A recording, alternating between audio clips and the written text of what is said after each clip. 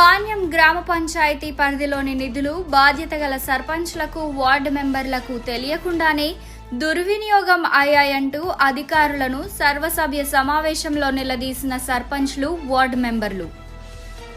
పాణ్యం గ్రామ పంచాయతీలో అక్రమాలపై ఉప సర్పంచ్ చంద్రశేఖర్ రెడ్డి మాట్లాడుతూ, గ్రామాల అభివృద్ధి చేయమంటే చేయకుండా 15 లక్షల రూపాయలు దుర్వినియోగం చేశారని ఆరోపించారు. గ్రామాలలో పారిశుద్ధ్య లోపం, ఇతర అభివృద్ధి గాలికి వదిలేసి నిధులు అయిపోయాయి అనటం ఏంటని మండిపడ్డారు. స్వీపర్ల విధులకు హాజరు కాకపోయినా నిబంధనలకు విరుద్ధంగా డబ్బులు డ్రా చేశారంటూ అధికారులపై చర్యలు తీసుకోవాలని, ఈ సమస్యను ఉప ముఖ్యమంత్రి పవన్ కళ్యాణ్ దృష్టికి తీసుకెళ్లాల్సిన అవసరం ఉందన్నారు.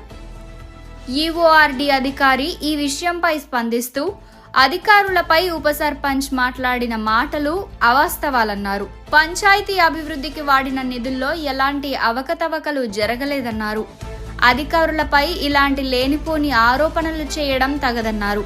నాపై వచ్చిన ఆరోపణలపై నా పై అధికారులు ఆదేశిస్తే ఎలాంటి విచారణకైనా సిద్ధమన్నారు.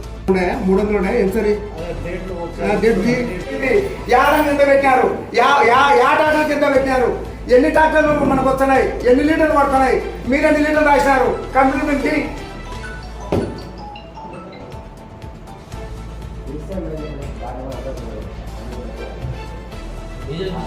మీ వాడి వచ్చినాక ఈరోజు మా పాండ్యం మేజర్ పంచాయతీలో దాదాపు 12 లక్షల నుంచి 15 లక్షలు కబ్జా చేయడం జరిగింది. ఏ విధంగా చేయడం జరిగిందని చెప్పి మేము యాక్చువల్గా సెక్రటరీ గారిని అడగడం జరిగింది. ఆయన నోరు విప్పలేదు. ఇప్పుడు మీ ముందర కూడా మేము మాట్లాడడం జరిగింది. ఏ దానికి లెక్కచారం లేదు. 15 ఫైనాన్స్ ఎంత వచ్చింది, జనరల్ ఫైనాన్స్ ఎంత వచ్చింది, పన్నులు ఎంత వచ్చినాయి, రిజిస్టర్లు ఎంత వచ్చినాయి, మీరు ఎంత ఖర్చు పెట్టినారు, ఏ దానికి ఖర్చు పెట్టినారు, ఎంత మిగిలింది అనే దానికి లెక్కచారమే లేదు. ఈరోజు ఇప్పటికే మేము 4 మీటింగులకు వాళ్ళకు తెలియజేయడం జరిగింది.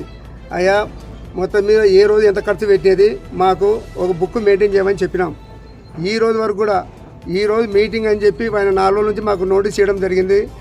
మేము ముందే చెప్పినాం మాకు లెక్కచారం కావాలని చెప్పి అడిగినాం. కానీ ఆయన ఇంతవరకు కూడా మీ ముందర కూడా చూస్తున్నారు. ఇప్పుడు ఇంకా లెక్కలు చేస్తున్నారు.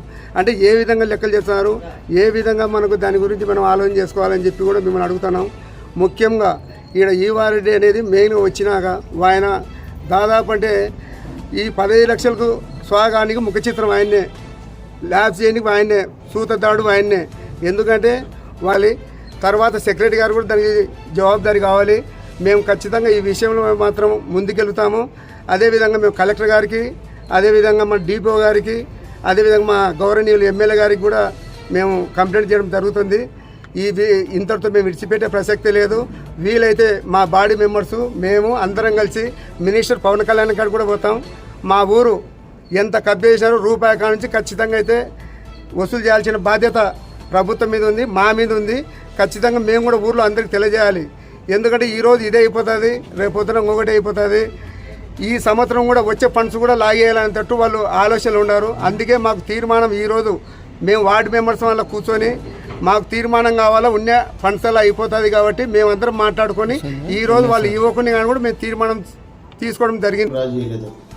ఇంకా 5-6 మంది పనిచేసి సర్పంచ్తో మాట్లాడుతూ ఉంటే కూడా ఓకే. ఇవల్ల నిరాధారమైన ఆరోపణలు.